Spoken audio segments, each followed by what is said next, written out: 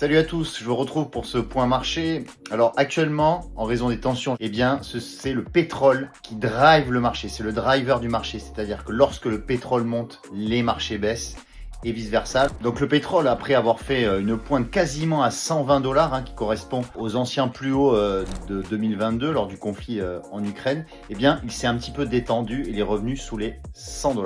Du côté de l'or, qui est traditionnellement une valeur refuge, dans cette phase de tension, l'or n'a pas vraiment beaucoup progressé pour deux raisons principales.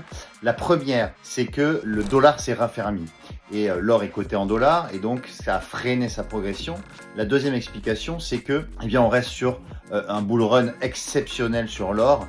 On reste sur 7 mois consécutifs de hausse et donc forcément, on a du mal à enchaîner les plus hauts. Et pour terminer, le Bitcoin, dans cette phase de tension, a montré beaucoup de résilience.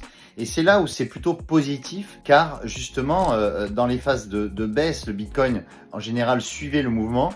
Et dans ce cas précis, les cryptos, même en général, ont plutôt bien résisté, ce qui peut-être nous indique que le pire est derrière nous.